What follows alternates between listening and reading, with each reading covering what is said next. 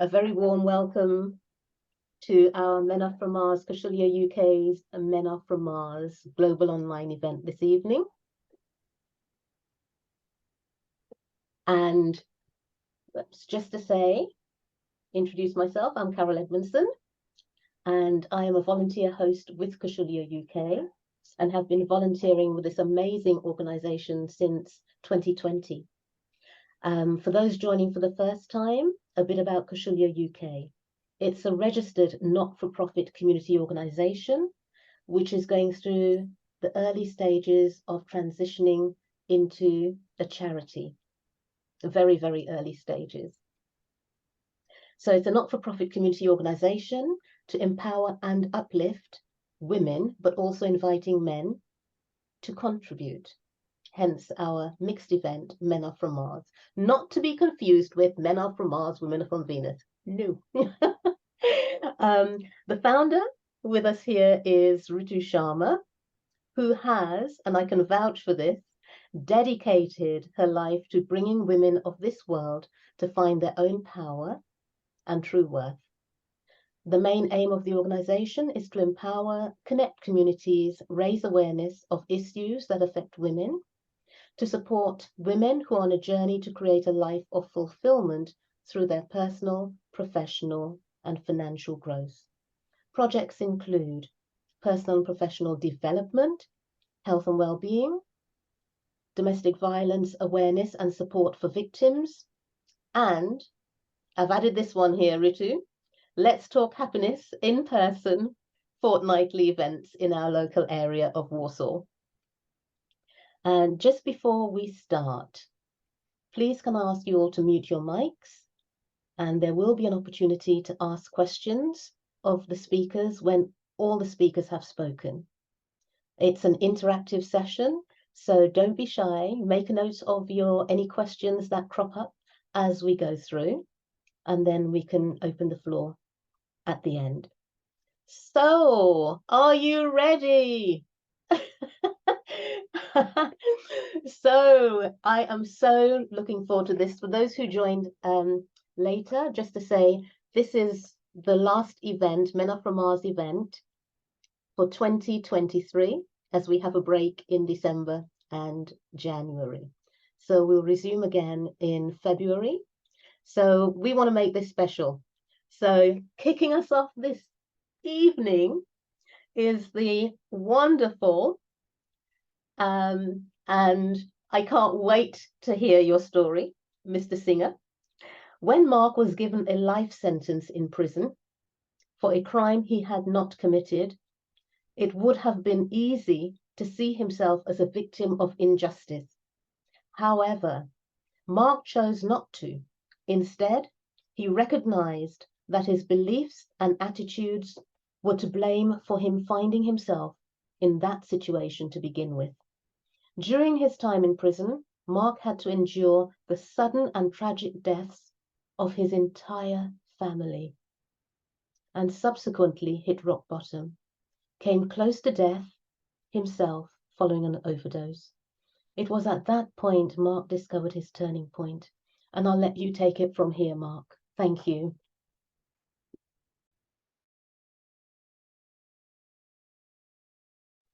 Sorry, I forgot how to unmute myself. I think you told the whole story. Yeah, as you touched on. So going back to the beginning, well, not the beginning, but the beginning of what we just mentioned there. I've got a book coming out next year, and it's going to be called To Hell and Back and Then Some. And this is essentially my story about my journey to change, to discovery, self-discovery. Really, this is what it's all about. It started at a work Christmas party back in 2010, when I was involved. I was working for a car dealership at the time, and there was two rival branches in the same building, and a fight erupted between a young lad who was working for our branch and another branch. My girlfriend and his girlfriend got involved and got attacked, and that led to me getting involved, and I got attacked and beaten up and put in hospital. So fast forward, I got arrested for GBH, even though I hadn't actually done what they said I was supposed to have done. I'd gone to court, I was found guilty, and I was given what's called an IPP sentence. Now, I don't know if anybody's heard of that, but it's called an indeterminate public protection sentence. It's now been banned or for being inhumane, and so it's no longer in existence. However, at the time, it was. And when you get one of those sentences, you're told that you're never ever going to be released. So it is a life sentence. It's not the same as a life sentence, say, for murder. It's for anybody who's committed a crime twice. So, for instance, if I had been in a fight twice, that I could have got an IPP, and it's exactly what had happened to me in this situation.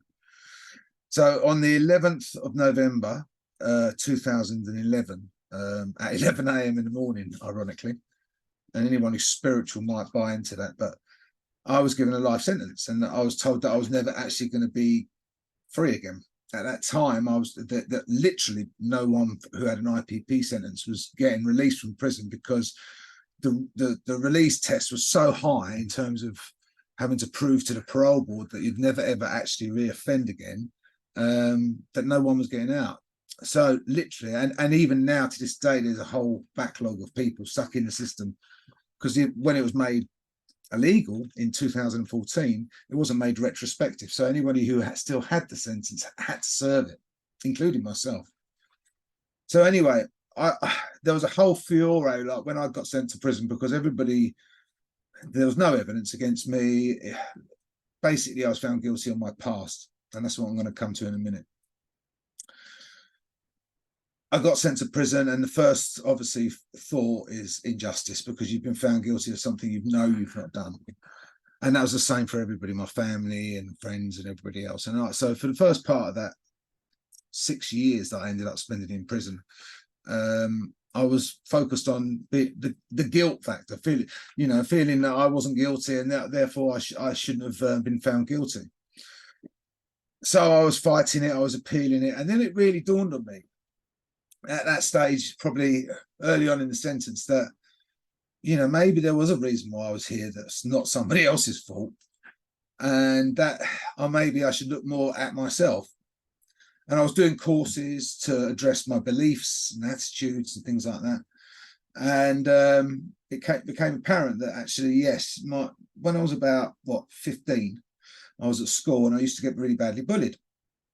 And during that time, I developed a set of beliefs and attitudes which would later dog me throughout my life, my adult life. I told myself at that age that to stand up to bullies, you had to use aggression and violence. So anyway, I left school and I got involved in a football gang. And at the time, I thought it was the best thing in the world. I was involved in trouble all the time, taking drugs. And eventually I ended up in trouble with the police and stuff like that. And that's where I first got arrested and in trouble for fighting. I moved away from that life. It was about when in my mid-20s, I completely cut ties with that whole scene and started sorting my life out on the surface. Got a good job, I had a girlfriend, I was happy. And then time went on, and things seemed to be on the surface going on all right. And it was at that work Christmas party where I found myself sucked into a situation. I was actually the #1 car salesperson in the company at the time. I was doing extremely well. I was very happy on the surface, but I was also very stressed. That night, when that guy said something, basically attacked my girlfriend, I stepped in. That triggered me, and I reacted in the same way I would have done when I was 15 or 16 or something like that. I reacted with anger and aggression. I didn't do what they said I did, but I still reacted. So I had to take responsibility for that. And even though, it's very hard to actually take responsibility for something you've not done, but I had to take responsibility for what I'd done before, which led to that. And that's how I sort of stayed sane in serving a life sentence, basically, because how else are you going to stay sane? And it was 2 years into that sentence. I was doing really well in myself. I was mentally and emotionally all right. I was working out. I was doing all those positive things when my mum suddenly got ill. And it was at Christmas 2013, and I had a very close family. She was like my rock. And she got ill suddenly, and she died literally within 2 weeks of that big diagnosed with cancer. I had to deal with the funerals. We were on 23-hour bang up lockdown every day during that period, so I couldn't phone home, I couldn't get out. I arranged a funeral from prison, which I managed to do, but my father wasn't very well at the time. And then I got moved to another prison, which was closer to home, so that he could visit. And that was 3 months later.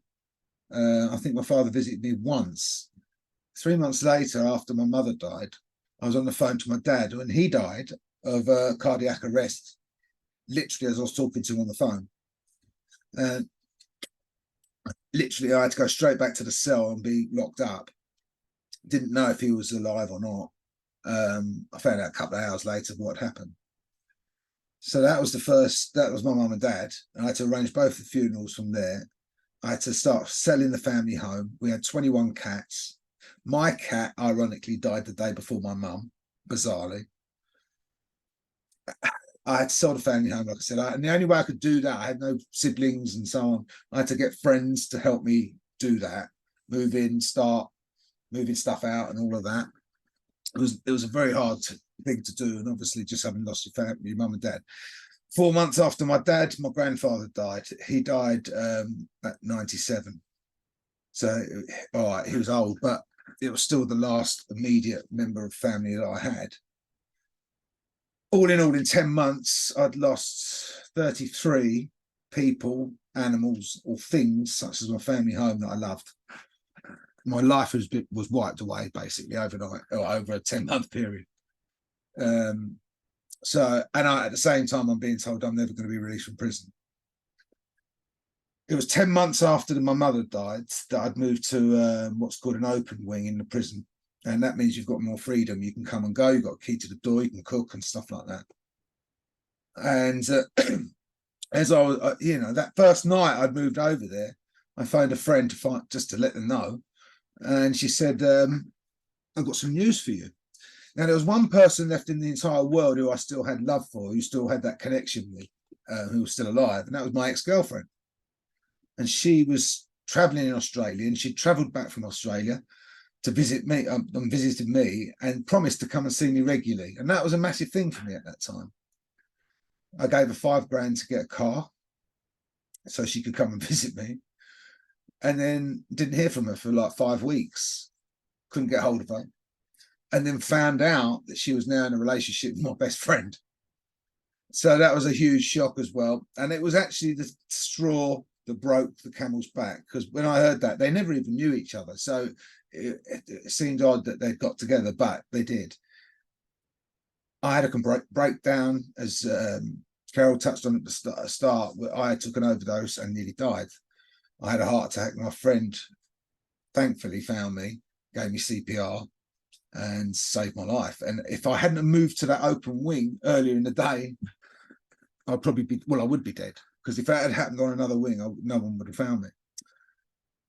I had hit rock bottom, and that was my moment where I just sort of was at my worst. And it was the next day when I sort of realised I don't want to. It was the same as what happened when I first went to prison. I didn't like that feeling of feeling like a victim. I hate it. I don't like feeling like that. I don't like the sympathy and all the stuff that goes with it. And it was on that occasion, I just thought, I'm not going to be a victim to this. And I had to take responsibility for it. That meant taking responsibility for my thoughts, my feelings, my actions. And the way I did that is by stopping focusing on the external restrictions and stuff, and losses in my life, and focus more on the things that I could control and do in prison. So that meant taking responsibility in different ways. Firstly, I had to get physically health. I had to started studying, started doing a psychology degree. And I then worked in the education department, teaching kids, doing critical reasoning skills, mentoring kids in there, to occupy myself, really. And I was happier. I felt much more optimistic, positive. And it was that period where the seed was sown about coaching. I was doing a business course, and during that course, they asked me what I would do hypothetically, and I just said life coach. It was just a joke, but it turned out to be true. sowed the seed. 3 years later, I got out of prison, and that was a whole new start for me, because obviously everything had gone. I had to start fresh, and for the first year, I was ambling around, not knowing which direction I was going to go in my life, and struggling a bit, really. And I hit rock bottom again, really. I was in, not as bad as the other time, but to the point where I was just so depressed I didn't know which way I was going to turn. And then I was having a bit of coaching, and that helped me bring myself out of myself a little bit, better, more so than therapy. And it was then that I thought, sod it, I'm just going to do it, you know. And my coach said to me, she said, look, if you're going to do it properly. Don't just do one of these things on you see online for a couple £100 or whatever. Do it properly. So I did. I went to the ICF website, found the top school I could find, or I thought was the top school, and I went for it. It cost me about 16k, and I sort of sod it, you know. Didn't have a clue what I was doing. I didn't know what coaching was. Didn't really have a clue what I was putting myself into, but I just went for it. It was an instinct, and it was the best thing I ever did by a million miles. And so what happened was I started training with them, and IPEC, Institute of Professional Excellence in Coaching. They're like massive in America. And they teach a very unique philosophy and way of being. You know, it's not just like they teach you to coach; they teach you a whole way of living and thinking, feeling, being, and everything. So it takes time to learn this, and it takes even longer to practice it and become it. And I've been doing this now nearly 5 years. Yeah, 5 years. And that's what I've been doing. I've been learning it. It took me about a year to learn it, and then the rest of the time I've been practicing it and becoming it. And this is now what I do. I work with prisons. I work with organizations, universities, one-to-one. I do various different things. I work with I'm now a men's coach, so I focus my energies towards men's, even though I do work with females. And only yesterday I found out that my life license is about to be revoked. Finally. So that's like a release in its own right. But yeah, and that's why my book's going to be called To Hell and Back and Then Some, because I went to hell and I've experienced that, and I've come back from that, and now I'm doing the then some. And that means trying to help as many people as possible, men, women, but I do focus on men, to help them through challenge and adversity in life, and now create something special with their lives. And that's what I'm doing, and that's what I'm trying to help others do. Have I run out of time? No, you still got about 6 minutes if you Oh, want. have I? I was quick. Yeah. So yeah, no. Anyone else got any questions? I mean, I don't know. No, we'll open up the floor afterwards. Oh my goodness. I'm sure there will be questions afterwards. Yeah. Yeah. So yeah, that's the short version anyway. I could have gone for about 2 hours talking about the whole beginning part of it, because I was in the football firm and all of that sort of stuff. But there's a lot more to it. That's why I'm writing a book. But I want the book to be more about not me. I want it to be about everybody, because I think everybody goes through life, adversity in life, and it's difficult. I mean, and you know, so even though my story sounds dramatic, in reality it's no different to anyone else's journey, because what's important to you is your journey, you know. Yeah. And so therefore that's why it's important, you know, to take away the resilience, the positive stuff, rather than focusing on the problem. You can focus on crap when it happens in life, and we all have it, and there's a lot of it about at the moment, and we can feel knocked down and bad and, you know, victimized and all of that. But if you're doing that, you're focusing on that stuff. You're not focusing on what you're learning. You're not focusing on the growth element of it. Yeah. I think it's important to be able to switch your perspectives up, to see things in a completely different way. And if you can do that, adversity becomes a blessing. Awesome. Awesome. So hold your questions till the other two speakers have spoken. Before I introduce our next speaker, thank you, Mark. My pleasure. Before I introduce our next speaker, I'd just like to say give some welcomes to. So we've got Toby Lober. Welcome, Toby Lober. We have Anne. We have Deirdre, who I mentioned will be joining us from New Zealand at an unearthly hour. Christy, welcome. Luke Formosa, I know that name. We have liaised in the past. And Jessie McDermott, who is with us here. And Karen Ratcliffe, thank you so much for giving up your evening to join us on this amazing event. So now I would like to introduce you to our next speaker, who is Steffi Andrews. Hello, thank you, Carol. Steffi is a brand personality photographer and visibility expert who understands that telling a story starts with courage. Her work as an award-winning photographer and her passion for empowering women after experiencing low self-worth for many years led her to her journey as a photographer. Really digs deep into her clients, and she really digs deep into a client's personality. By understanding that as women, we often forget our strengths, successes, or superpowers, but are good at pointing out our faults instead. She creates a safe space for women to fall in love with themselves again. That is so beautiful. Her unique approach of combining strategy and creativity lets women in business shine in a new light. When Steffi is not working in the business world, you often find her on the Welsh mountains or at the seaside exploring. Steffi, continue your journey with us. Thank you. Thank you so much. I don't know how to top Mark's story, I've got to be honest. Inspiring story, really, really inspiring. But I guess I'm here to share my own, because I've got a few people in the room who know me very well, but I totally believe that they don't know my story, even though we are in networks together or we have met each other at events before. I am really open about my story, but some of them have not heard anything. So how I got to this, what I do, and to me these days, is a story that really started in my childhood. I come from a family in Germany with a fantastic mom and dad who I love dearly, a sister and a brother. We were a close-knit family. That's my mom and dad right there. And you can see they've been married for many, many, many years.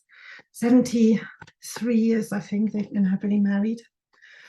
And even though I was a super happy child, always smiling, always bouncy, great friends, I always wanted to find more. I always thought that I wasn't complete if I didn't find what my parents had. And that's when all my trouble started, really, because I started searching for love in form of a man. And I started dating. I started meeting somebody here and there, always on the hunt to find somebody that can give me what my parents had, because I loved what my parents had. And didn't really quite work out. You know, when you're a young girl, you meet somebody here, somebody there, doesn't always work. And when I was in a relationship for 2 years with somebody, a British soldier that was based in Germany, where I'm from, I was with him for 2 years, but he was what we called green behind the ears. He was still very young.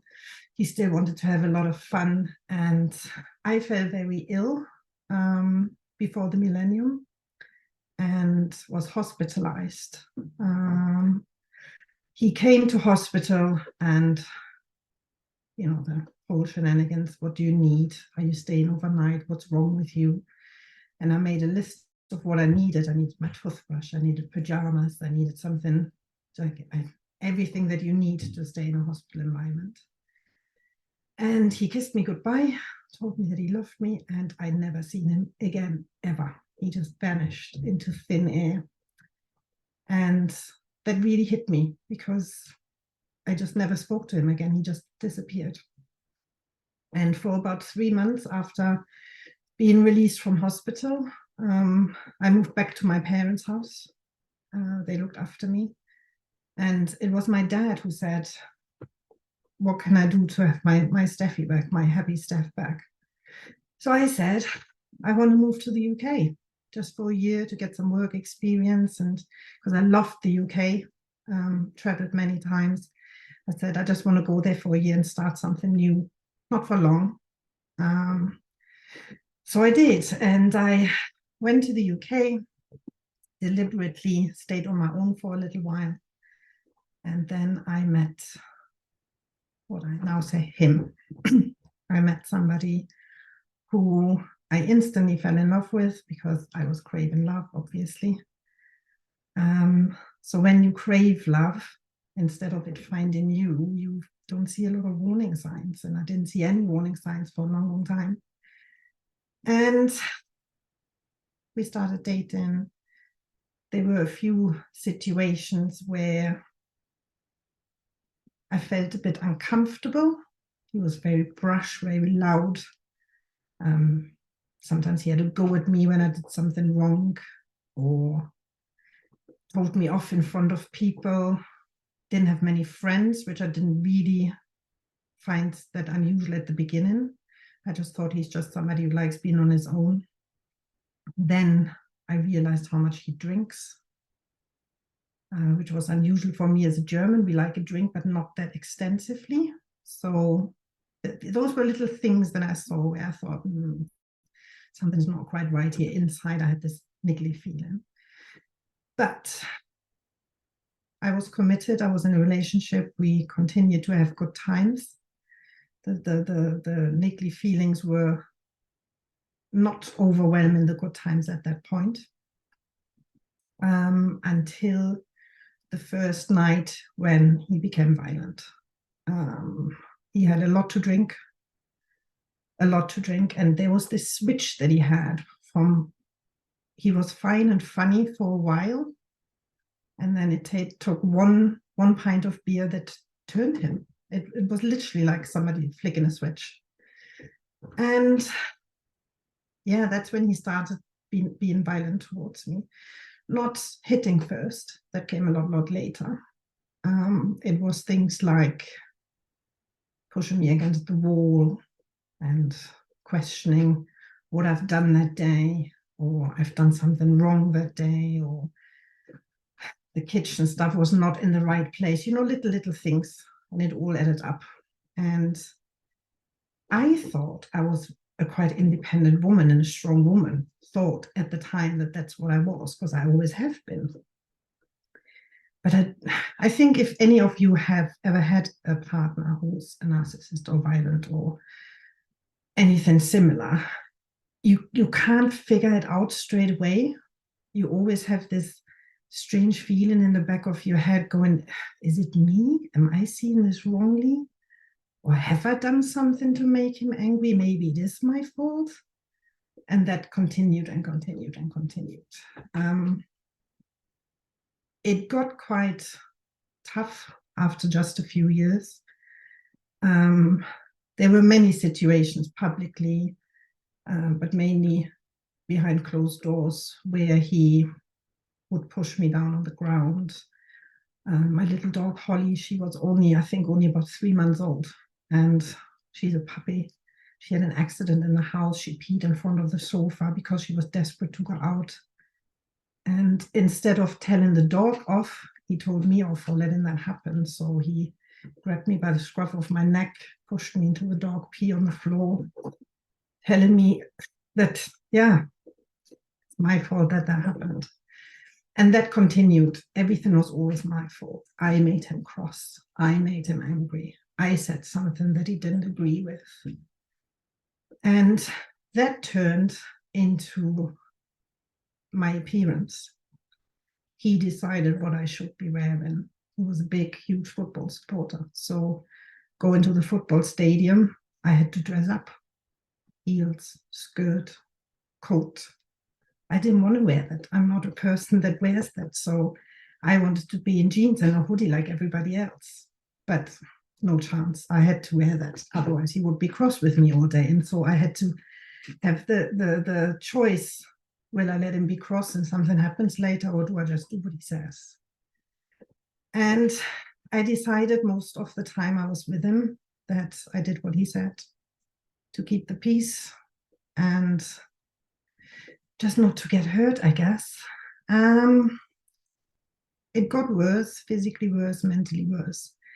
And happy-go-lucky Steffi, that was always smiling and always had a good time. More and more, you could see my smile fade in. I went quiet.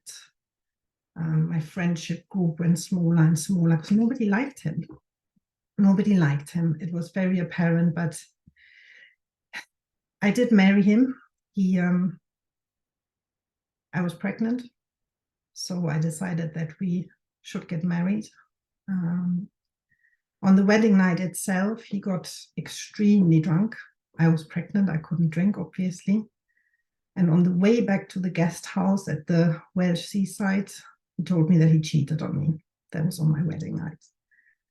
And I got extremely upset. I thought, how can this happen? We only just got married.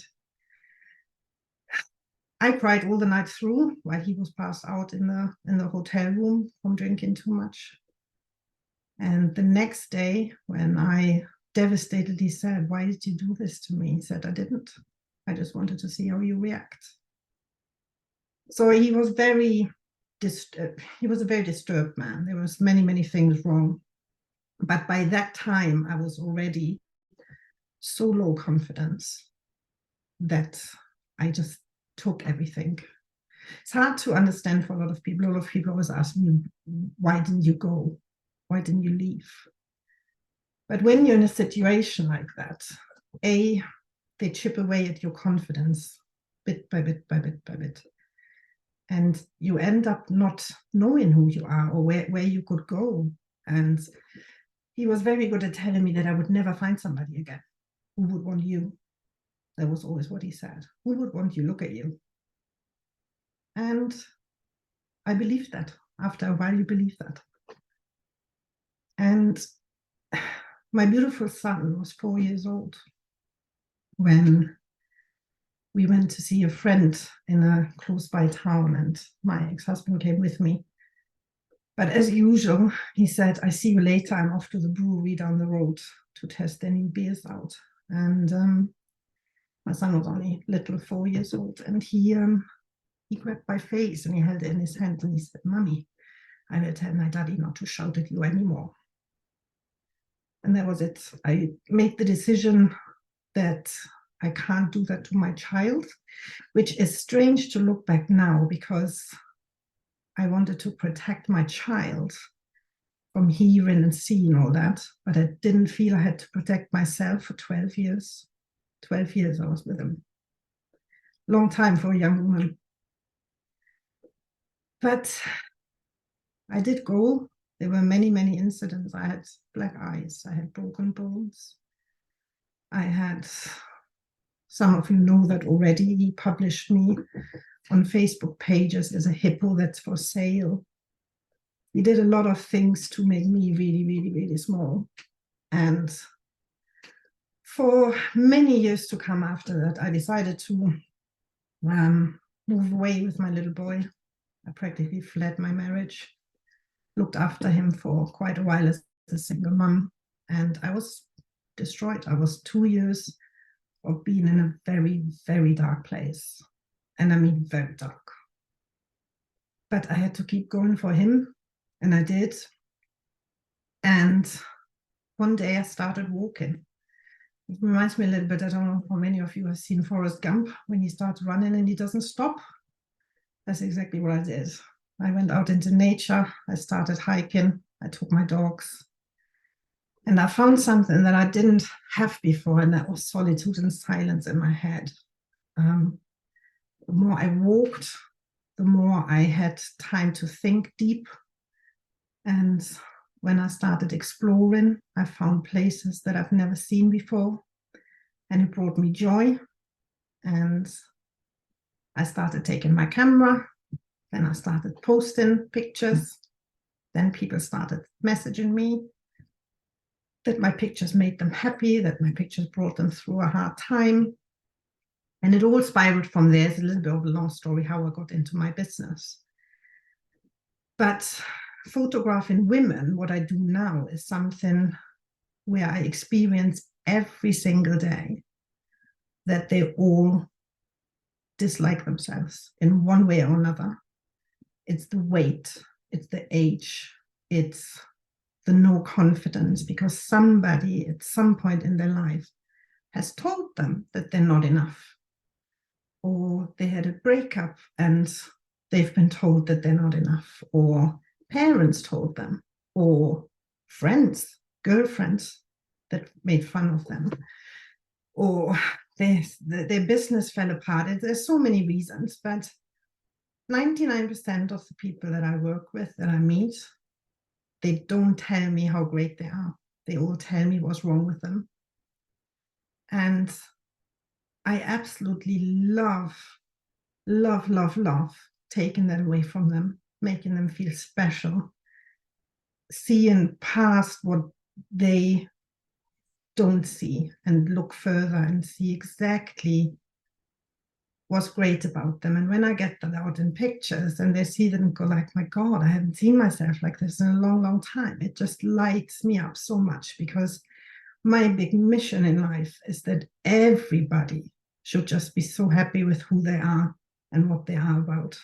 And yeah, it's just my mission to make that happen for a lot of people. I see beauty in everybody, no matter what they've been through, and I try to get that out of them. So yeah, I don't even know how long I've been talking. It feels like 60 minutes, but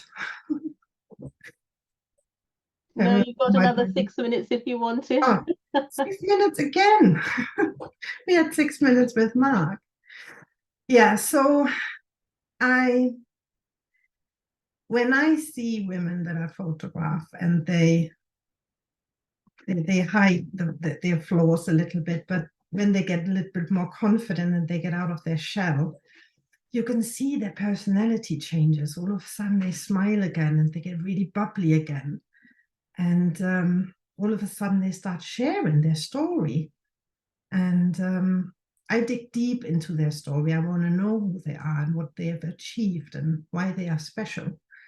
And when they talk to me about why they are special, it sometimes they remember them. Do you know what? I haven't talked about this for a long time. I am really proud of myself. And then all of a sudden their spine goes a bit straighter, and all of a sudden they sit there and go like, do you know what? I so deserve this, which so many of us hide. And I think looking back to what happened to me, it was always somebody else who told me that there was something wrong with me, that I'm not good enough. Or like in that case, he always told me that nobody would want me again. Couldn't be further from the truth. I met somebody, I've been with him 6 years. He's downstairs making me a cup of tea as we speak, and he absolutely idolizes the bones of me. And what I want to tell people is, if you have somebody in a situation like mine, the signs are there. People can see it. The signs are there when you are with somebody like that. Tell them that is not their life. There is a life at the end of it. And my life is great. My son is incredible. He's gone through it. He's a fantastic 15-year-old now. My partner loves me. My family loves me. I've got fantastic friends. And it's not the end. There's always another life at the end of it. And if you know somebody that goes through something similar, just encourage them there's something at the other end, and that this is not what they're destined to be. So that's me in a nutshell. Awesome. Big hugs, Steffi. Thank you. Big hugs. And there's some lovely comments in the chat. Yeah. You've lived it, and you want people to find the best out of them. Oh yeah. Themselves. Yeah. Drawing it out. Yeah. Awesome. Thank you. Thank you for sharing so vulnerably with us. Thank you. It's a strength, and I hope anyone listening, if they're going through, have been through it, heaven forbid if they go through it in the future, sharing was actually a strengthening thing. Yeah. Oh, thank you. Sorry, I didn't mean to make anybody depressed tonight. No, thank you. I just want to say a few more hellos. Selena Magodi, who's just joined us, and Sharon Smith.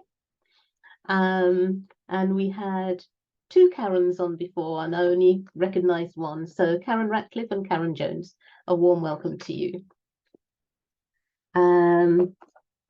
So moving on. And sadly, it's our last speaker for the evening. But it's going to be an amazing, amazing speaker who's going to share with us his journey. And that's Jamie McAnsh. So Jamie, like with the others, I will just do a short intro. So in 2014, Jamie received a life-altering diagnosis of complex regional pain syndrome, leaving him paralysed from the waist down. However, Jamie refused to be defined by his disability and instead became a symbol of inspiration. As a passionate sports enthusiast, he defied his condition by earning a rugby cap for Wales and participating in wheelchair basketball, challenging misconceptions about disability in sports. Jamie's commitment extended to changing the landscape of disability sports. He became the first disabled squash player to compete in a Welsh Open Masters Tournament and advocated for inclusion in the sport's governance. As a motivational speaker, he spread the message that disabilities shouldn't limit one's potential, earning numerous awards for his efforts. Jamie dedicated his time to working with young people, those with disabilities, and individuals battling self-doubt, helping them shift their focus from limitations to possibilities. So, and I also say, Jamie and Charlotte are an amazing duo. His wife, who's on our call now, an amazing duo. So, Jamie, I hand over to you. Thank you very much, Carol. It's an absolute joy to be here, and it's great to be involved in this event. Men are from Mars, I absolutely agree. Women are from Venus, and that is definitely a call. So yeah, look, my story is one of challenges. It's one of some people say, you know, I've been through the mill, and some people say if it wasn't for bad luck, I probably wouldn't have luck at all. But you know what? My story is one of positivity. It's one of inspiration. It's one of motivation. I've taken a single incident, the day that I went to bed on the 6th of January 2014, and I ruptured my spine during my sleep. Now, I woke up the next day incompletely paralyzed from the waist down. Now, for many people, that would literally turn their life upside down. And for me, it was absolutely no different. I lived in a house with stairs. I had a manual car. My greatest hobby and my career was motorcycles. So all of a sudden, my independence had been taken away from me. My hobby had been taken away from me. And just a quick note, no one wants to buy a motorcycle from the dude in a wheelchair. So all of a sudden, I've now lost my job as well. Now, I ruptured my L1, L2, and that affects four main areas of the body. It affects the ability to walk, obviously. It affects the ability to defecate, urinate, and ejaculate. So literally overnight, not only did I lose my independence and my confidence, I lost my manhood, I lost my dignity, and I lost my pride. And I did take that hard, and I'm not going to lie, you know, I really struggled with that. And I spiraled into this dark space because I looked at myself in the mirror, and what I seen looking back at me was a monster. I felt like I was a burden on society. I felt like I was a burden on those around me. I felt like I was a burden on my friends and on my family. And I felt like I was a burden on my wife. And so when I made the next decision of my life, and I have a very open mind around, you know, mental health, and I have a very open mind around suicide. Some people think it's brave. Other people think it's gutless. Other people think it's stupid. Other people think it's selfish. And taking all of that away from it, when I decided to attempt my own life, I did it for one good reason. I did it for the best of those around me. Now, when I was lying in my hospital bed with tubes of every orifice, and I'll be honest with you, they stuck tubes where I didn't even know tubes went, okay? They stuck tubes where tubes shouldn't go. Let's just leave that at there, all right? But when I was in my hospital bed and a friend of mine came in to see me, he asked me one simple question and he said, "What have you been up to?" And that was the moment that changed my life. That was the moment that saved my life. That was the moment that changed the world around me. And that was the moment that changed many lives around me. Because what actually happened was he did absolutely nothing. He simply asked one question, sat back and listened. And for 2.5 hours, I told him how I felt. I got frustrated. I got angry. I got upset. And at the end of 2.5 hours, he said, "Have you ever thought about sport?" I was like, "Dude, what's sport going to do?" He said, "Probably nothing. But right now, you've got nothing to lose." And that's how the world for me was changed. First off, I found wheelchair basketball. And literally 4 weeks after my suicide attempt, I was playing wheelchair basketball for Cardiff. I turned out that I was okay at it. I couldn't hit a barn door with a shovel, but you know what? Other than that, I was all right. And I learned and my skills got better, but I surrounded myself with this network of people, these people that believed in me, understood me, empathized with my situation, people that educated me, showed me what I was doing, showed me how I could live my life in a wheelchair. I was then approached by an amazing lady. She's an absolute goddess of the world. Her name is Nadine Griffiths. And she came up to me and she said, "You're pretty fast in that chair, aren't you?" I said, "I'm right. It's stopping. I seem to have a problem with." She went, "In wheelchair rugby, we use other people." I was like, sign me up. Within 8 months of my suicide attempt, I was playing wheelchair rugby. Not only was I playing wheelchair rugby, but I had qualified for the Welsh squad. Now, my father, God bless his cotton socks, he's long passed away now. He only ever supported 2 teams his whole life, right? He supported Wales and basically anyone playing England. So imagine my father sat in the crowd watching his youngest son, who 8 months previous was there in the lineup singing the Welsh national anthem, playing for Wales against England. Now, that to me was a pretty epic moment, but that moment just escalated and I got fouled. It was England, Wales, England, Wales, England, Wales, all the way through the game. And then I got fouled in the last play of the game. It was at the halfway line and I was paralysed, so work this out. I was the team kicker, all right? You'll think about that. You use your hand, okay? So here I am, left-hand corner of the halfway line, and I lined up on the halfway line. I scored everything out. And if any moment of my life could go perfect, it was that moment. I hit that ball with all my might. And as the ball soared through the air and went straight down the centre posts, I won the game for Wales. Now, that you would have thought would be a pretty proud moment of my life. But let me tell you now, it wasn't. What was when I looked into the crowd and there is my elderly father jumping up and down, shouting, "That's my son, in your face, England." And that will stay with me literally for the rest of my life. I started playing squash and I ended up not only playing squash, I became the first person ever to play squash in a wheelchair. I later progressed and ended up playing on crutches through my as part of my physiotherapy, and that wasn't good enough for me. So I started competing. I then became the first disabled player with a low body impairment ever to compete in a Welsh Open Masters. I later qualified and competed in Slovenia, back again in the UK, competing in the English Masters, and I competed again in the European Open. Now, I can tell you this now, ladies and gentlemen, I have never won a game, and yet I have a world ranking. Why? Because I showed up and I turned up. And in squash, points really make prizes. I've got a world ranking of 3,071. Now, for most of you, you'll think, well, what's that? That's absolutely pointless. Ladies and gentlemen, can I just tell you now, I'm still the only world-registered lower body impaired squash player playing on the professional circuit, which makes me by default #1. And the message there, ladies and gentlemen, celebrate the small wins, and I'm taking it. So I moved on with my life and I really kind of engaged in everything that I could do. In 2015, I took on 12 extreme challenges, 1 a month for the whole of 2015. And I did everything from jumping out of an airplane at 15,000 feet, strapped to a German guy called Hans, who'd done 52,000 jumps. I abseiled down the tallest lift tower in the world. I rode up the River Wye. I hand cycled from Cardiff to Tenby. It's 100 miles. It took me 13.5 hours. I did everything I could to test and push my limitations. And why? Because I needed to find out who I was.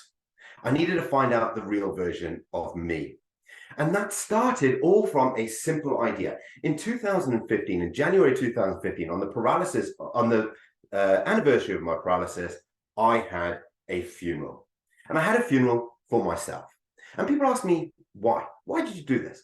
Well, look, if I wake up tomorrow perfectly able-bodied, I would never be the person that went to bed on the 6th of January 2014. It's never going to happen because I have traveled a journey. So if I'm going to move forward and I'm going to be the very best person that I can be to the world that I live in, I have to let go of the past. And that's exactly what that funeral was all about. It wasn't a big deal. I didn't invite all my friends. I literally just went off with a pack of images, a packet of photos of the able-bodied version of me. I looked at them. I remembered the good times. I mourned that person, and then I buried them, and I laid that person to rest.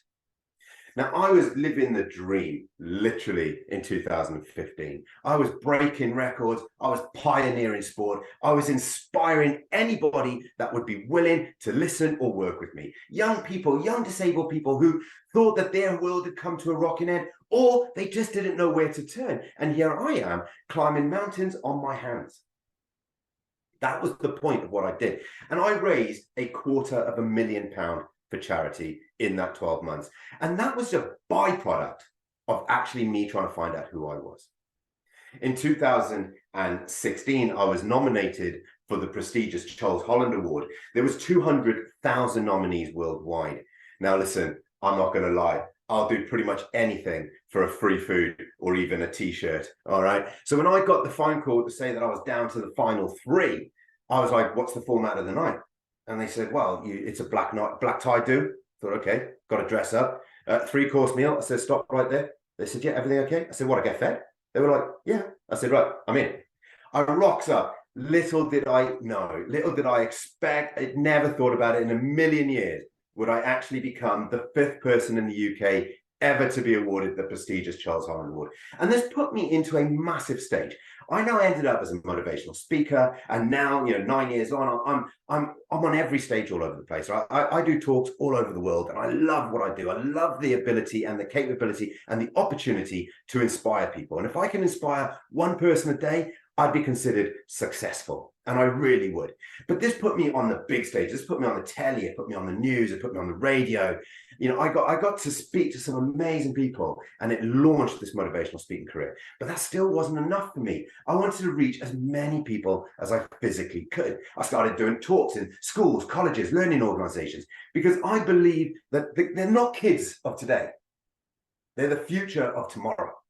So if you can invest in the future of tomorrow and you get them there and then, at that point, that's how you change the world. Now, in 2017, my wife at the time sat me down and she said this sentence to me. She said, Jamie, I got something I need to talk to you about. Now, gentlemen, those guys in the audience, all right, we all know that when a woman says to you, we need to talk, I can guarantee you now, it's not going to go right. It's not going to go well, and things are about to turn pear-shaped. So my wife sits me down, she says, we need to talk. I thought, oh God, here we go. She said, listen, Jamie, I don't love you anymore. I'm not in love with you. You're not the man I married. I want a divorce. And what I actually witnessed there, right, was, yeah, okay, I witnessed someone putting their hand down my throat and ripping out my heart. I got all that. But what I really witnessed was true honesty. She wasn't making a decision based on what was needed by society or what was expected of her or what I needed. She was making a decision based on what she needed. And do you know what? I've always respected her for that, literally to this day. And as a result, she's now got 2 gorgeous little boys, the miracles of life. By her being completely honest with her, she created miracles, absolute miracles. And as a result, we're still friends. We still speak. We still talk. I speak very highly of her. And that, to me, is very admirable. And I'm very proud of the fact that that is how I feel about other people in my life, because that's how I treat people. I treat people good and I treat people right. So 6 weeks later, through my divorce and the bankruptcy that came with it and all of the emotional impact that comes with all that, you guessed it, you probably didn't, I goes to the doctor. And the doctor says, Mr. McAnsh, we need to talk. I thought, oh, Jesus, I've heard this twice already. She said, Mr. McAnsh, you've got cancer.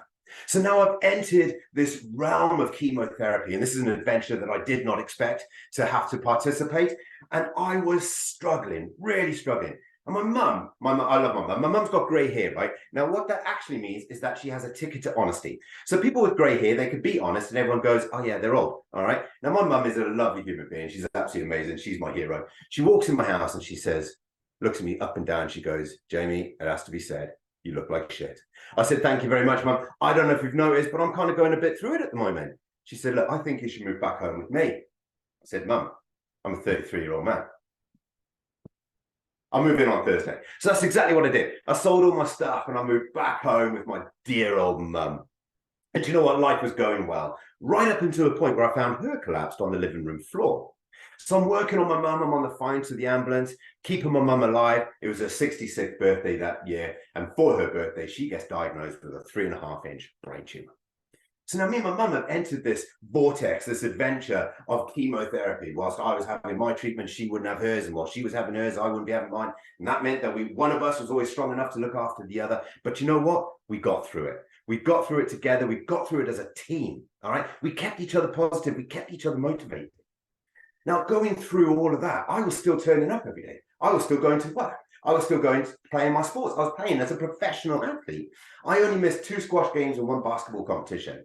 But I turned up, and that's the point, right? Sometimes it doesn't matter what's going on. Sometimes you've just got to turn up. But also, you've got to be respectful to the fact that you're not the only person going through the story or going through a journey. Everybody around us is going through something. And that is what my life lessons have taught me, is that everybody is going through something.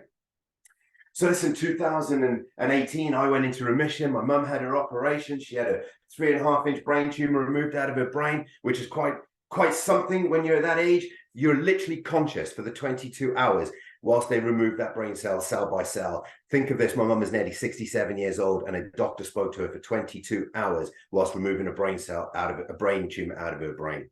All right, 2018, this was a journey of my mum learning how to write, how to read, how to do the washing, because let's be fair, I wasn't going to do it. I needed to teach my mum how to be independent, and that's exactly what I'd done.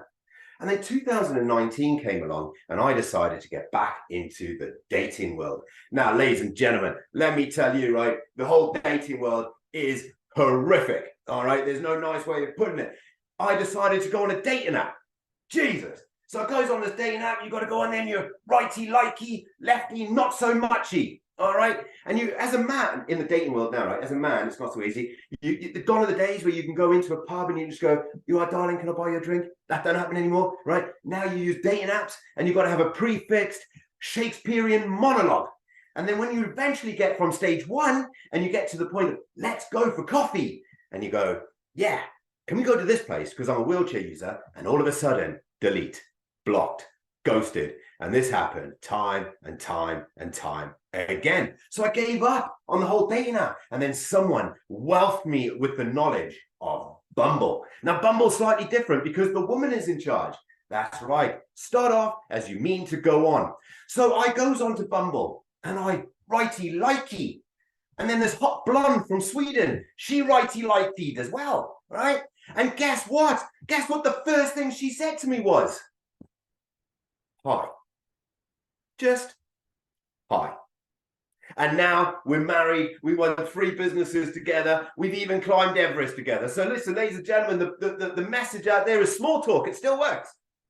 So now, me and my partner, we're courting. My girlfriend, we're courting. I love that word. Very underused word, courting. All right, it's another word for dating. These days, it's just like, oh, I'm banging this bird from around the corner. Not me. I like to court. So me and Charlotte, we're courting away. It's her birthday, and I said, Charlotte, I said, if I was ever to climb Everest, would you come with me? She's like, oh my God, I'd love to. Yeah, I'd love to climb Everest. I said, brilliant, because I've booked our tickets, paid the deposit, and we leave next May. Now, this was May. This was April 2019, and we all know what happened in May. All right, in March 2020, we all went into lockdown. The world got locked up. We all got banged up for a crime that we did not commit. All right, the train stopped. Okay, and basically the world woke up paralyzed. All right. Now, look, I understood that. So whilst everyone's there trying to do businesses together, they're trying to work together, people are trying to communicate, everything became negative. Literally, the word positive became negative.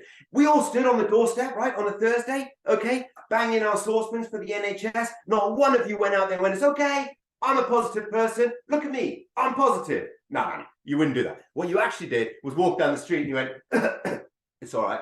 I've been tested. I'm negative, as you walk on. All right. The literal word positive became a negative and the word negative became a positive. Is it any wonder we came out of COVID screwed up? All right. But we did. And that's the way it was. So what me and Charlotte decided to do, all right, our business fell on its ass. All right. Motivational speaking, I had 150 emails of cancelled work. I lost 2 years' wages overnight. Right. But that's cool. We understood where we were. So we set up See No Bounds.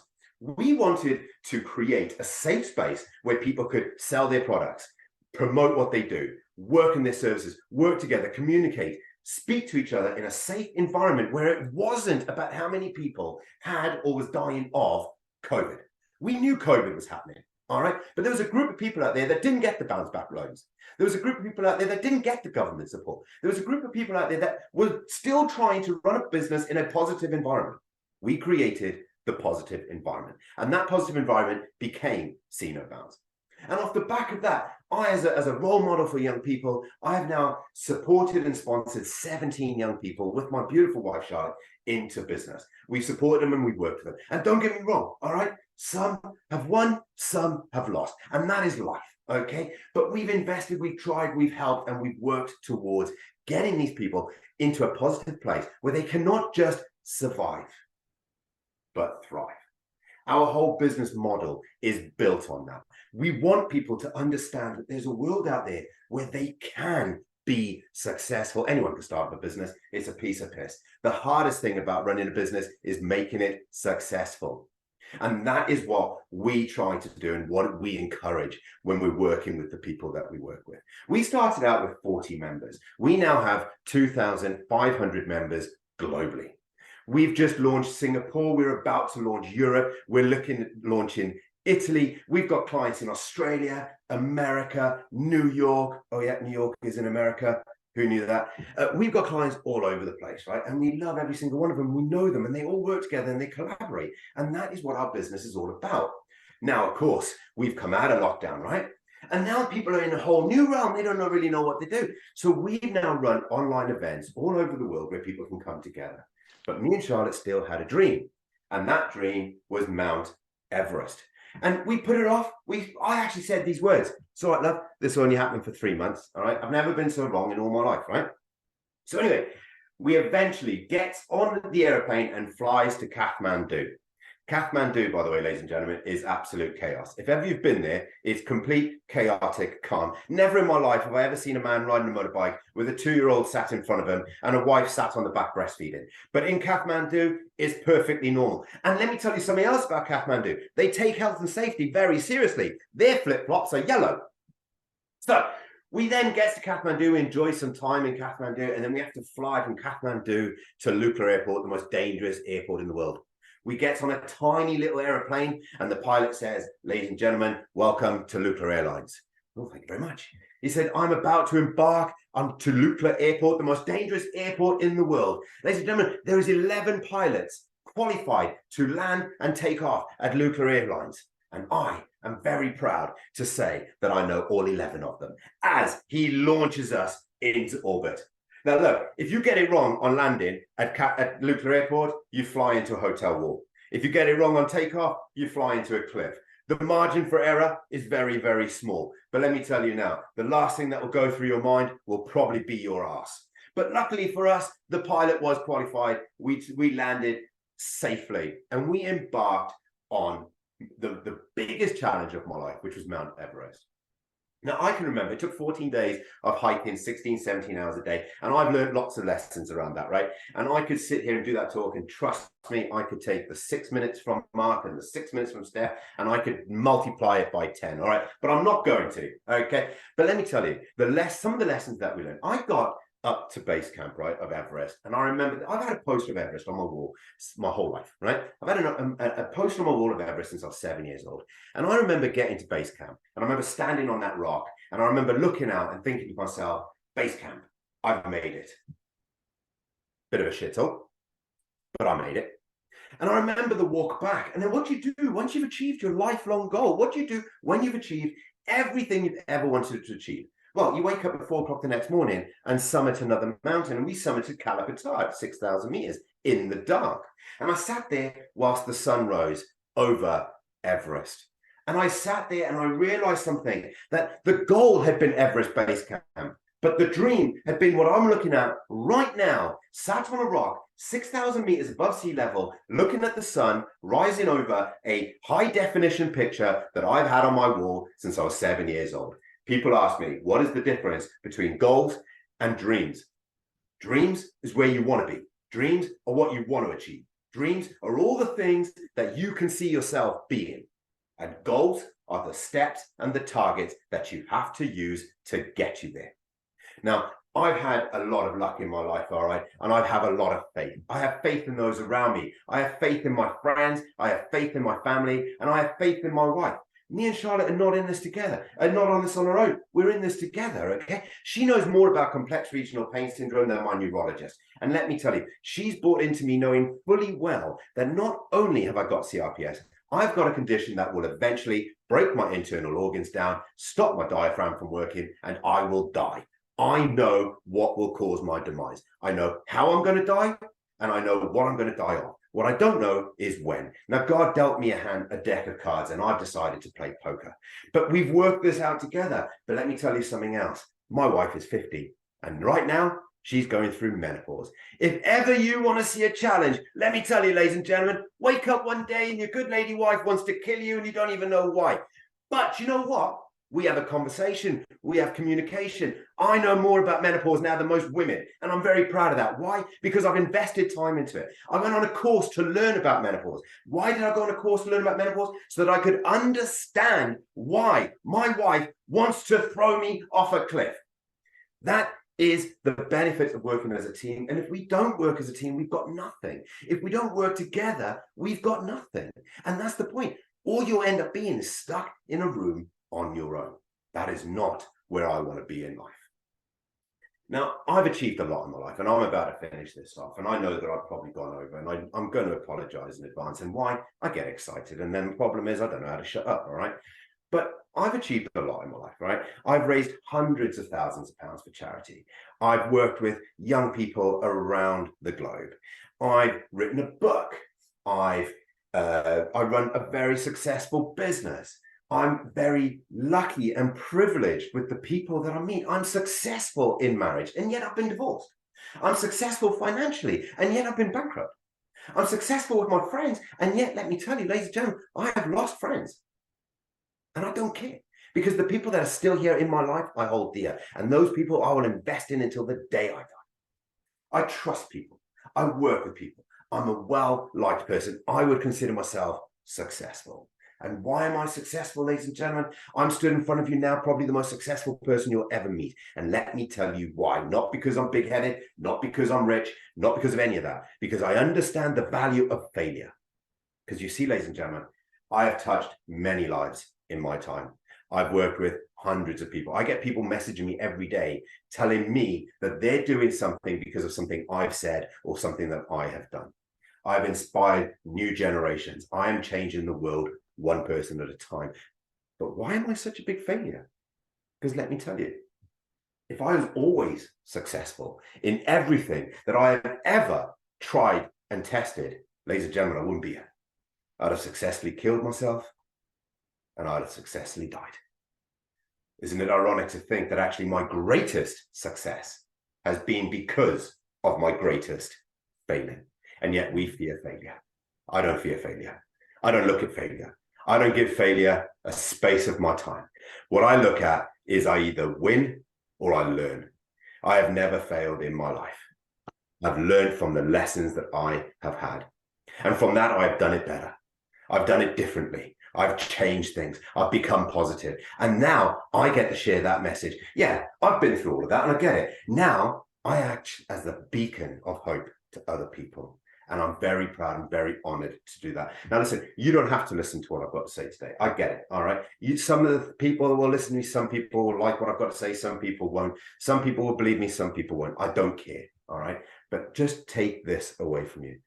If you've got nothing to say, be the one that listens. Because my life was changed because someone listened to me. The world around me was changed because someone was willing to take the time to listen to what I had to say. You're going to fail. It's a given fact. But don't stay down on failure. Learn from your failures. Learn from your mistakes and do it better.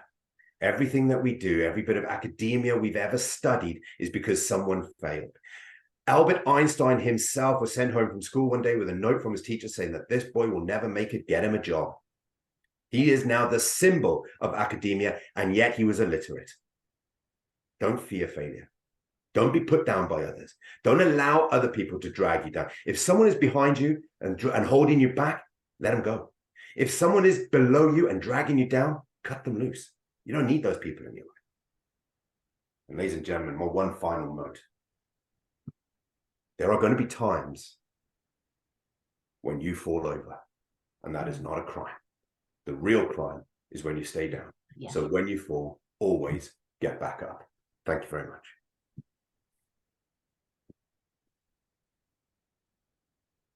Hey, Jamie, thank you. Thank you, thank you, thank you. We will come back to you, won't we, Ritu, regarding to fundraising activities. Right. Okay, ladies and gentlemen, we have heard some incredible stories this evening, life-changing stories, from Steffi's to Mark's and Jamie's. The lessons that they have learnt as a result of walking their journeys that at one point held them back, the lessons that we can learn. Everybody's story is different. How we respond to our stories is different. But there's some nuggets that have been shared tonight by each one of our speakers. And right now, I am going to open up the floor for Q&A. This is your opportunity to interact with the speakers and find out a bit about something, just something that changed them. Oh, and don't forget, put your details in the chat, speakers, please. And Mark, let us know when your book is due to be published. I'm sorry, I was muted. I said, I wish I knew. Keep us posted. Keep us posted. I will do. And I know, Jamie, you've been on cruises, doing talks and stuff. I'm all over the place. I'm off to Abu Dhabi now in a couple of days to do a talk. I was supposed to be in Egypt, but obviously with the conflict in Israel, that's now been moved to Abu Dhabi. I came back from Portugal a couple of days ago. Next week I'm literally all over the country. So I do love what I do, and I'm very lucky with being able to do what I do. So awesome. Very privileged. Awesome. Thank you. Right, the floor is open. Dum, dum, dum. You won't want me singing, so ask the questions. There we go. Sorry. Mark, were you about to ask a question? No, I was just trying to put my links up, and then I shut the screen down. Oh, okay. To put it back up again. Sorry. Yeah, I'm just going to put my link in the thing here. That's all. Awesome. I'm not very good with technology. Awesome. There you go. If anyone wants to check out anything I've done on there, you've got all my links and stuff on there. Any podcasts, speaking events, so on. Nice. Nice. I've just dropped my email in there. If you want to know anything, if you want to have a chat with me, just drop me a line. Literally, if you want to kind of track me down anywhere, just type in my name into Google, it'll come up. You'll find all my links and everything else. So yeah, feel free. And serious networkers, have a look at See No Bounds in person or online as well. Yeah, if you run a business, we'll be happy to kind of help. Okay, so look, I'm not sure about anyone asking questions, so I'm going to throw a question. Yes, Nicola has her hand up. Nicola's got a question. Awesome, fabulous. Where is she? There she is. Hi, Nicola. Hello. It's for Steffi, basically. It's only a simple question, and hopefully it's not too personal. Oh, Do God. you allow the father of your child to see your son? Is he allowed to be a part of his life? That was really difficult for me at the beginning. But he's got no interest. He rings him Christmas and birthdays and says hello to him, but he never felt the wish to spend time with him, really. And they talk on the phone, and that's about it. Now and then they probably meet. He's 15 now. He can decide. They probably meet for pizza or something if he wants to, but my son chooses not to most of the time. But my son didn't know anything that happened for a long time. I never spoke bad about his dad. He always asked me if I was the one who broke up the marriage. Why did you leave my dad? And basically told me it's my fault that he didn't have a dad. But I never felt the need to tell him anything bad about him. Have you told him what's happened since? We went camping last summer and we went for dinner. He was 14 at the time. And literally during the main course in an open restaurant, he put his fork and knife down and just said, right then, I'm old enough now, tell me the truth, did my dad ever hit you? Oh, wow. Literally in the middle of the restaurant. And I was like, oh God. So you try and Tough be one then. diplomatic and say a little bit, but not too much. But yeah, he's very protective of his mum. It's been just the two of us until I met my current partner for years. So I think deep down he knew. I always thought I shielded him, but I don't think I have. I think he knew from very, very little feet on that there was something wrong. If I look back now, like little comments that he made, like on the way to kindergarten, holding my hand, he used to say things like, "Daddy's a swine," because he knew there was something wrong, or that he was loud or shouting, or you think you shield them, but you can't. Yeah. No. All the stories have been compelling. I found it very, very interesting and intriguing. So thank you, guys. Thank you. Thank you.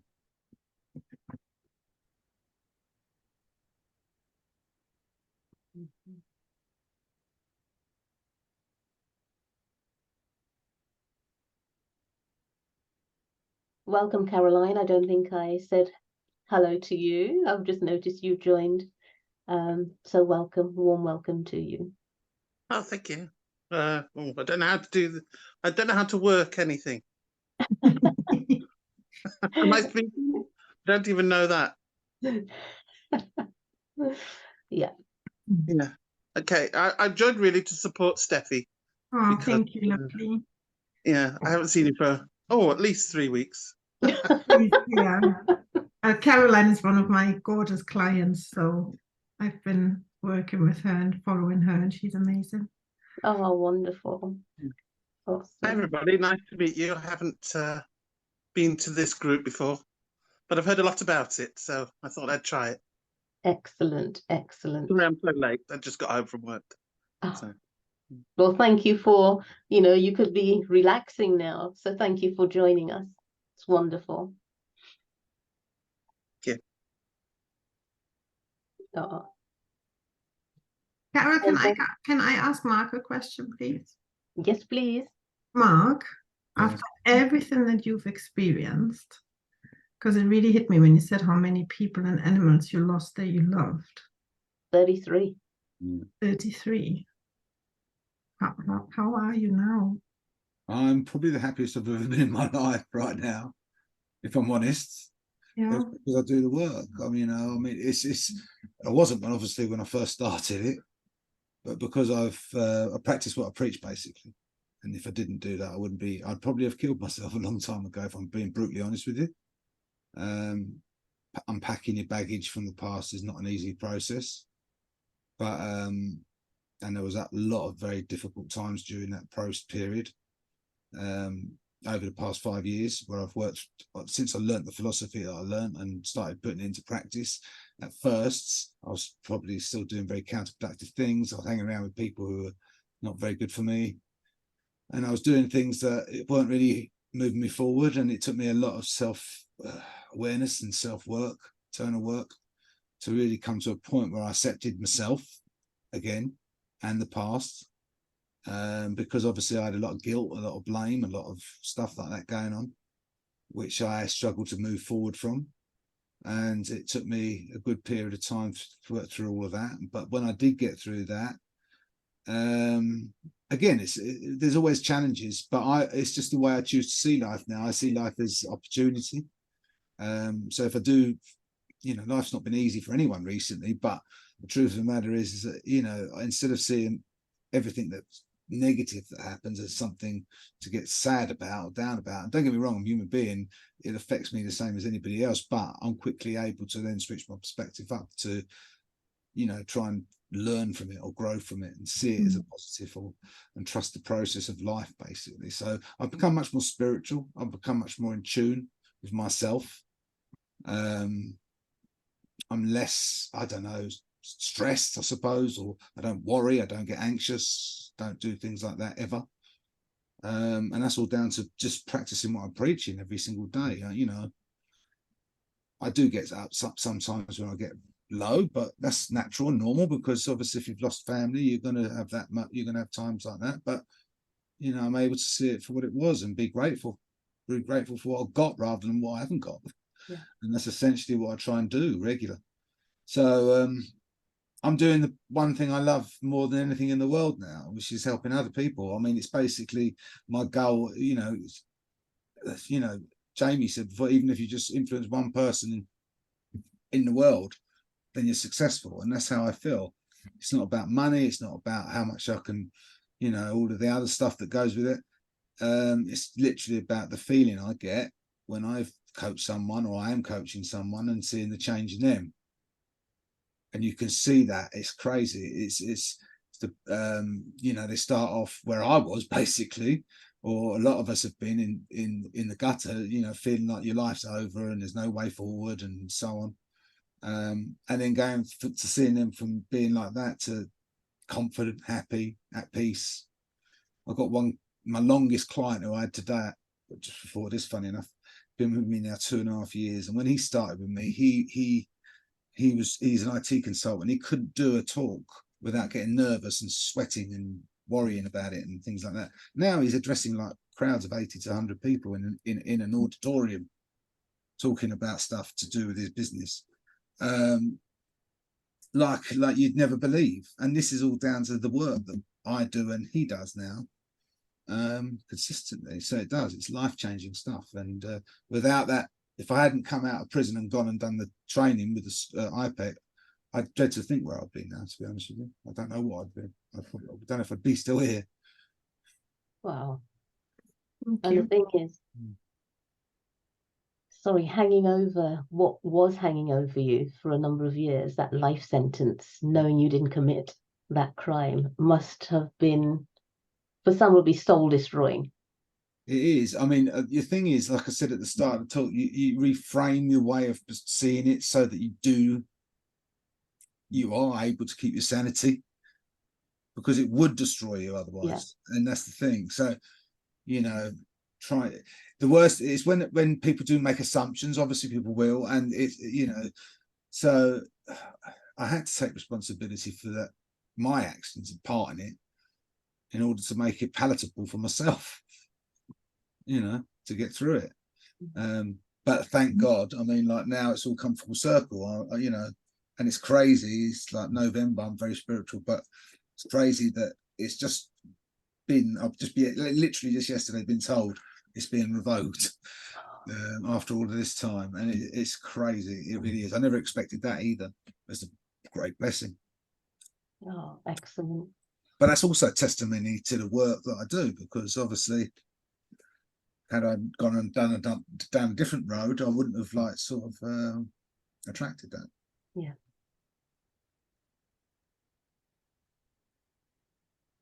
Charlotte, can I ask you a question? Whoops. What is it like living with a rocket? What is it like living with? Living with a rocket. Oh, life is an adventure every day. I can imagine. Oh my goodness. Never a dull moment. I feel the need to defend myself, all right? Because genuinely, when I'm at home, I don't say a great deal. I'm actually quite quiet, usually because I've worn myself out during the day, because I never stop. So during the day, Jamie's nuts. At night, Jamie switches off. So He is actually very, very quiet at home. We have we just love a quiet family life at home, but we both love engaging with people during the day and being out, and you know, it's what we do. My passion is to connecting people, and always has been in one form or another. And we do it as a teamwork. Teamwork, it makes dream work, and I think that's the main thing. Jamie has taught me, obviously I shared my story last week. I don't know if anyone was there or a couple of weeks ago, but Jamie, I'm someone who never ever used to celebrate small wins. Nothing was ever good enough. I can always do better. And Jamie has taught me so many lessons about myself and how you can share the small moments as well. So I never get tired to kind of hearing that get back up, because I think we all need to hear that sometimes. So it's been really inspiring this evening. So thank you. Oh, wonderful. Any more questions? Was that a yes, Nicola? Oh, okay.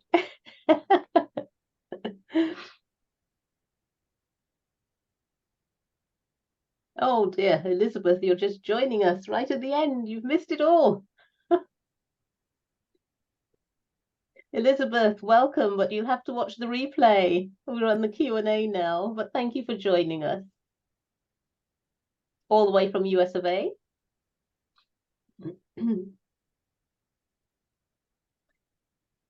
Ah. It must be the GMT time change. People are joining now from further afield. Yeah, we had that the other day from Australia, because they've had 2 days, I think they call it summer saving time. Okay. And obviously we gone back 1 hour, and it was all very confused about what time it was everywhere in the world. Yeah. Interesting. Deirdre, what time is it in New Zealand now? I don't know if she's probably fallen asleep. It'd be interesting to know how many different nationalities we've actually got here. Absolutely. We've got Nigeria, we've got South Africa, we have USA, we have Finland. We have Finland. Yeah.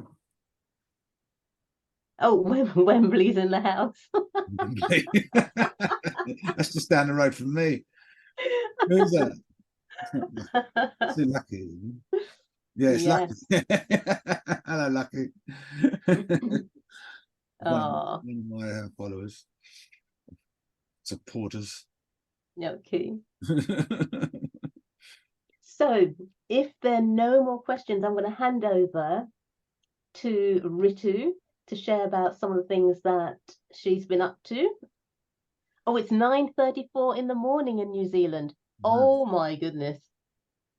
It's not an unearthly hour, but just the time difference. It's like 9:34 on a Friday morning. Yeah. Thank you for joining us, Deirdre, and your support always.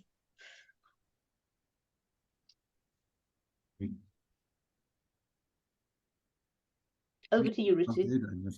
Okay, Carol. Right, sorry. Was somebody going to say something? I just wondered whether Lucky was going to say something. Yes, Lucky.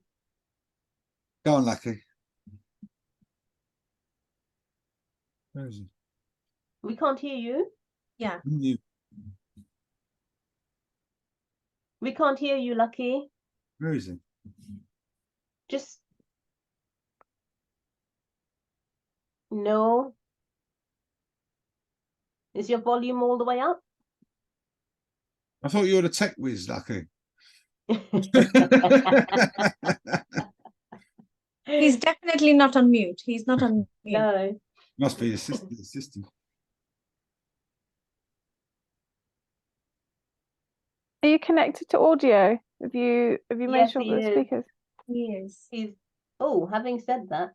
Oh no, But mind you, turn your volume. I'm not a host. Sometimes, if you've got your volume turned down on your laptop, you can. Yeah, I did that earlier. I don't know. Use sign language. Okay. Do you want to write it in the chat? Type it, Matthew? type it.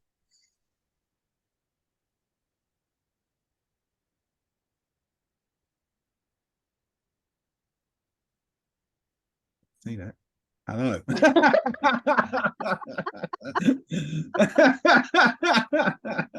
All that for that. I thought it was going to be a real profound statement. Oh, Ritu, go for it. Thank you, Deirdre. Thank you, Carol. But I don't think anybody could say anything after the wonderful, the powerful shares we've had tonight. Mark, Jamie, and where's my third one? She's there, Steffi. Steffi, the lady I could relate to so much on so many different levels. Guys, Yeah. thank you so much. Powerhouses, really. It's, you know, it's stories like these that when they're shared, they inspire people to do better, to connect with themselves better, to know themselves better. And totally blown away, as expected. But thank you so much. I'm very grateful for your time, for your energy, for your shares, for your kindness, for your openness. It's absolutely beautiful. Thank you so much. There's nothing more I can say tonight, Carol, really. I'm so grateful that we have this space where people like yourselves come on and share their authentic stories with such openness, changing lives literally. And it's not just these few scores of people who are going to be, this story is going to be shared with. Once it's on our YouTube channel, we have other people visiting and revisiting to listen to these inspirational stories time and again. And they give light and direction to people who so need them. So thank you so much. There's nothing more I can say, really. I'm just very, very grateful. And big thank you to Carol as well for spending all her time and energy and making such a big effort, bringing everyone together on this platform. Carol, thank you so much. And guys, all of you have been here tonight with us, I'm grateful for your time and your presence here, because without you, we would be very much on our own and we won't like it as much. So thank you very much for sharing your time with us as well. Carol, I'll give it back to you. Thank you so much. All right. Thank you. So as I mentioned at the beginning, this is the last Men Are From Mars for 2023. However, we do have the Women Empowerment, the last one for 2023 on the 16th of November, where we have the Women Empowerment event where we will have 4 female speakers sharing their story, their journey, their services. And then we take a break in December and January. And from March, current thoughts are we will have just one event, which will be the mixed event. So we're looking forward to 2024. There's so much happening. And even though Ritu didn't share, the transition from just the CIC, which Kushulia UK currently is, to a charity status focusing on domestic violence, DV, looking at helping women and children going through that. It's very much a passion of hers. That's why she could relate to your story, Steffi. It's ingrained in her, and she's been helping women for many, many years now, but she wants to make it official and try and get accommodation at some point in the future that could be a refuge. And that's why we were looking at you, Jamie. Fundraising. I'm about to raise 40 grand to climb Kilimanjaro, so we've got our work cut out with us already. Whoa! Yeah. Oh my word! So fundraising isn't on, but yeah, it should be. We are going to actually support a selection of charities. So we're going for a Kilimanjaro summit next year in August 2024. So yeah, it's a team of us doing it. We're going to raise. Saying, well, you know what? With this is what it is. because of this. Elizabeth, can you mute, please? Sorry. But you're right, Elizabeth. It is what it is. So yes, so we're raising 40 grand for a selection of charities across the UK. So Jamie, I'll be chasing you. I'll be finding you wherever you're at, and I'll be pestering you to do the same for us. Yeah, brilliant. Yeah, looking to. It's all be good. Thank you, Charlotte. Thank you so much. And Karen, thank you for. Did you notice in the chat? Thank you, Karen Jones. Connect with Ritu, connect with myself. Please do. Yeah. And I invite everyone to connect with us on either of the platforms. We are on Instagram. I'm on LinkedIn. Carol is on LinkedIn. We're also on Facebook. We have a Facebook page as well for Kushalya UK. Please do stay connected, and we never know how we can support each other, and we strive to do that. And looking for lots of volunteers. Hi, Selena. Thank you so much. It was beautiful. Thank you. I mean, I missed a bit, but you can catch up on the replay, which will be on Facebook very shortly. All right. Thank you. Bye-bye. Awesome, Sana. Yes, please do. I just want to say a quick thank you as well to Jess for tuning in from Ireland. Between me and you, I know how much of a big deal this was. So Jess, absolute thank you for coming on. Really appreciate it. So yeah, I just wanted to say a massive thank you. Oh, awesome. Excellent. Right. Take any links that there are in the chat. So save the chat before we close down. As I say, Lucky, let's catch up over the next couple of days as well, Lucky. What was that, Lucky? We didn't hear you.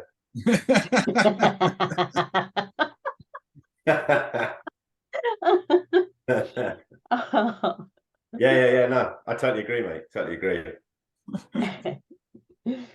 Oh, fabulous. Again, Christy, thank you so much for your support. Christy, she has a WhatsApp group for Bitqueens of crypto, which I am a member of that Bitqueens group. So thank you, Christy, for the time that you devote to that. Sharon is all into health, more plant-based foods.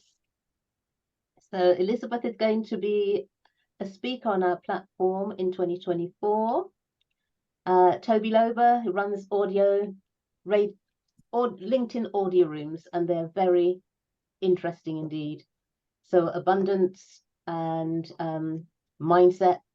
So yes, thank you, Toby Lober, for joining us from Nigeria. Kibetswe, thank you so much again. Karen, we will be in touch. Please connect with us. And also Joshua, you're the man. My first 2D animation Joshua created for me, and I am so pleased with it.